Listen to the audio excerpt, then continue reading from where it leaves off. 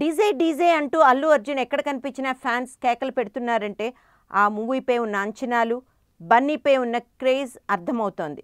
ఇప్పటికే దువ్వాడ జగన్నాథం డీజే టీజర్తో fastest 10 million views, highest views రికార్డుల విషయంలో పవన్ కాటమరాయుడును కూడా దాటేశాడు అల్లు అర్జున్. అలా ముద్దులు పెట్టేసి సభ్య సమాజానికి ఏం మెసేజ్ ఇద్దామని అంటూ బ్రాహ్మిన్ గెటప్లో బన్నీ చెప్పిన ఒకే ఒక డైలాగ్ సూపర్బ్గా పేలింది. ఇలాంటి కామెడీ హంగామా చాలానే చేయనున్నాడు అల్లు అర్జున్. అయితే సినిమాలో ఇలా సైలెంట్గా కనిపించిన బన్నీ రోల్ వెనక ఒక వైలెంట్ యాంగిల్ కూడా ఉంటుందని చెప్తున్నారు.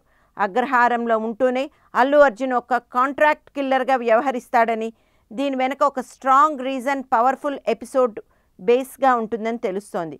బ్రాహ్మిన్ పాత్ర అనగానే ఎన్టీఆర్ అదుర్స్లో చేసిన చారీ పాత్రతో పోల్చారు చాలామంది. ఇప్పుడు కాంట్రాక్ట్ కిల్లర్ అనగానే మహేష్ బాబు అతడిలో పోషించిన నందు పాత్ర గుర్తుకు తెచ్చుకుంటున్నారు. టాలీవుడ్లో సెన్సేషన్స్ క్రియేట్ చేసిన 2 సూపర్ రోల్స్ను హరీష్ శంకర్ చాలా జాగ్రత్తగా మిక్స్ చేసి డీజే క్యారెక్టర్ సృష్టించాడనే టాక్ మాత్రం గట్టిగానే వినిపిస్తోంది ఇండస్ట్రీ వర్గంలో.